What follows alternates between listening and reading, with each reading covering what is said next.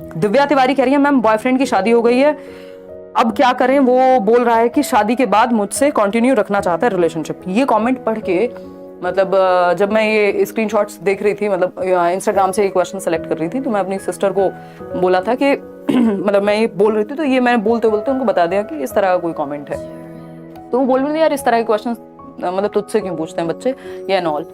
तो उसमें एक इशू, मतलब इसका एक रीजन ये भी है कि भाई मैं कोई लव गुरु थोड़ा ना हूं, लेकिन बात क्या है ना, इस तरह की बातें ना तो आप पेरेंट्स से कर सकते हैं ना बड़े भाई बहन से कर सकते हैं। बहुत जो लोग कर सकते हैं वो बड़े अपने आप को लकी मानिए, और दोस्त अलग अजीब ही सलाहें देते हैं। तो एक फ्रेंडशिप वाला, एक डिस्कशन वाला माहौल मैंने पहले से ही रखा है चैनल पे, और ओपन डिस्कशन हम कर पाए वो चीज रही है।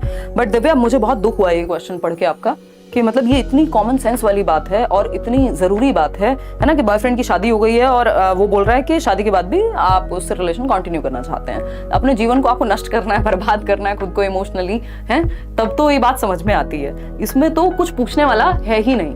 और ये पढ़ के मुझे सरदार वल्लभ भाई पटेल की वो बचपन वाली कहानी याद आई, जब मुझे याद है मैंने शायद 3rd 4th 5th में पढ़ी होगी, कि उनको एक फोड़ा हो जाता है और उसमें उस एक ही तरीका होता है उसका लास्ट में कि कोई गर्म सलाख से उसको ठीक कर सकते हैं ऑल, जिसमें बहुत पेनफुल प्रोसेस है। तो अगर जख्म या घाव गहरा होता है तो उसको कई बार शरीर के किसी हिस्से को भी अलग करना पड़ता है। उसका मतलब क्या है? इसका मतलब ये नहीं है कि आप कुछ कर लो उस तरह का। इसका सिंपल मतलब ये है कि अगर मुश्किल हो डिसीजन तब भी लेने पड़ते हैं लाइफ में, एक बार में कट करके साइड किया जाता है ऐसी चीजों को, कॉन्फ्लिक्ट नहीं बनाया जाता। अपनी लाइफ को ना खुद से कॉम्प्लिकेट नहीं करना हमें। वैसे ही लाइफ में सफरिंग, पेन, टेंशन, ये सब चीजें हैं लाइफ का पार्ट, चाहे आप किसी भी लेवल पे पहुंच जाइए, बट खुद से तो कॉम्प्लिकेट मत करो यार लाइफ को, है ना। खुद की तो कोई सेल्फ रिस्पेक्ट रखेगा इंसान, है। एक व्यक्ति है और शादी हो गई है नहीं होता है, शादी की जाती है ना कहीं जो डिसीजन आप नहीं भी ले रहे हैं उसमें भी ना डिसीजन लेना भी एक डिसीजन लेना है। तो भाई साहब ने अगर शादी कर ली है तो अब बेवकूफ ना बनते हुए आपको अपनी लाइफ पे फोकस करना चाहिए। बिल्कुल कट ऑफ करो इस तरह की तो सिचुएशन, जहां भी आपको लगे दो लोगों के बीच तीसरा कोई कॉन्फ्लिक्ट आ रहा है, बहुत तेजी से भाग जाओ, कोई मतलब नहीं इन बातों का, है ना। सिर्फ खुद की इमोशनल हेल्थ को, खुद के फ्यूचर को बर्बाद करोगे, होगा कुछ नहीं उस चीज से, और ये बिल्कुल पॉइंटलेस बात है। और आप किसी तीसरे इंसान के साथ भी गलत कर रहे हो, अगर आप मॉरली भी देखो तो अपने आप में एक खराब बात है। तो किसी का मॉरल कंपास कमजोर है, या किसी का सही और गलत का पैमाना सही नहीं है, या फिर किसी के पास ऑलरेडी उसको दिख रहा है फैमिली एंड ऑल, तो आप तो बेवकूफ मत बनो। कम से कम इन चक्करों में अपनी लाइफ पे फोकस करो यार। एक ही इंसान थोड़ी है दुनिया में, है ना।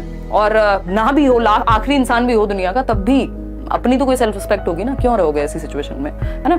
तो इस तरह की हरकतें बिल्कुल नहीं करनी, ये बहुत खतरनाक चीजें हैं, और लोग फिर बहुत डेडली सिचुएशन या कॉम्बिनेशन बन जाता है कई बार किसी ऐसी सिचुएशन में फंस करके। बहुत लोगों को देखा है, और ये कॉमन सेंस भी है इसमें। इस तरह की हरकतों में नहीं पड़ना, जस्ट निकल लो। आपको लगे कॉन्फ्लिक्ट इस तरह का बन रहा है, अपनी लाइफ को खुद से कॉम्प्लिकेट नहीं करना, समझ लेना है, दूसरों की एक्सपीरियंस से सीख लेना है।